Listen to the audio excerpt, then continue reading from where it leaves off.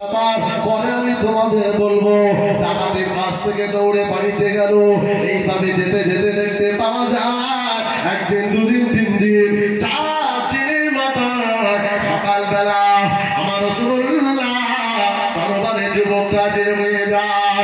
আমার নবী পাক ওয়াজ করছে সাহাবাদেরকে, সাহাবারা গায়ে গায়ে লাগিয়ে আমার রাসূলুল্লাহর ওয়াজ নসিহত শুনছে। এই যুবক ছেলেটা ঘোড়ার পিঠে সওয়ারি করে ঘোড়াটাকে একটা জায়গায় বেঁধে ওই যুবক ছেলেটা সাহাবায়ে কেরামদের পিছনে গেল। গায়ে গা লাগিয়ে মাথাটা নিচু করে আমার রাসূলুল্লাহ নসিহত শুনতে লাগলো। আল্লাহ নবী নসিহত হয়ে গেল। আল্লাহ নবী সাহাবীদের বলে, বাবারা ফান্তাশিরু ফিল আরদে, যাও তোমরা জমিনে ছড়িয়ে পড়ো।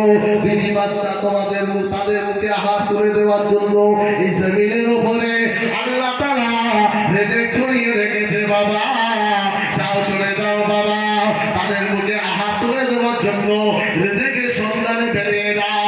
আল্লাহ নবী সাহাবীরা বিদায় নিল। আগে আগে চলে যাওয়ার পরে নবী আমার দেখতে পায় যুবক ছেলেটা মাথাটা নিচু করে চোখ ভরা পানি নিয়ে কাঁদতে লাগলো।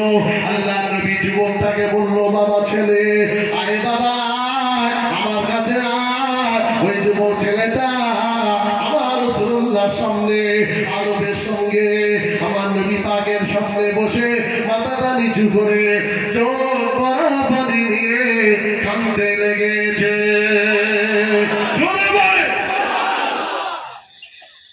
এই পরিবর্তন হচ্ছে না? কথা বলেন, কাঁদছে।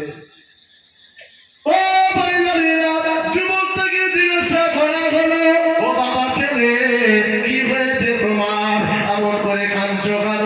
যুবক কোনো কথা বলে না। ও বাবা ছেলে, গতকাল মদ খেয়েছিলে, এই কাজগুলো করেছিলে, তোমার ভেতরে যে জঘন্য কাজ, ওই কাজ তুমি কি করেছো? যুবক কোনো কথা বলে না, মাথাটা নিচু করে চোখ ভরা পানি নিয়ে অঝর নয়নে কাঁদতে লাগে। আল্লাহ নবী একবার দুবার কয়েকবার জিজ্ঞাসা করে নবী আমার চুপ হয়ে গেল। ওই যুবক ছেলেটা মাথাটা তুলে উঁচু করে চোখ ভরা পানি নিয়ে আমার নবীর কদম জড়িয়ে ধরে কাঁদে, ইয়া রাসূলুল্লাহ, ইয়া হাবিবাল্লাহ, ইয়া তুমি মাফ করে দাও, ইয়া রাসূলুল্লাহ।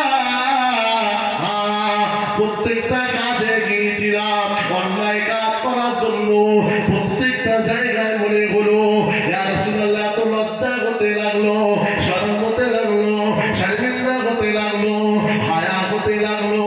ইয়া রাসূলুল্লাহ, এই প্রত্যেকটা অন্যায় হারাম থেকে আল্লাহ আমাকে বাঁচিয়ে দিয়েছে। ইয়া রাসূলুল্লাহ, আল্লাহ বাঁচিয়ে দিয়েছে যে মহান রব আমাকে বাঁচালো, মদ থেকে বাঁচালো, জেনা থেকে বাঁচালো, ডাকাতি থেকে বাঁচালো, চুরি থেকে বাঁচালো, জুয়া থেকে বাঁচালো, জঘন্য চরিত্র থেকে যে রব আমাকে বাঁচিয়েছে, যে আর ওসিলায় আমি বাঁচতে পেরেছি। ইয়া রাসূলুল্লাহ, ইয়া হাবিবাল্লাহ, ইয়া আল্লাহকে আল্লাহ বলে, তার নবীকে নবী বলে ঈমানের কলমাটা পড়তে চাই।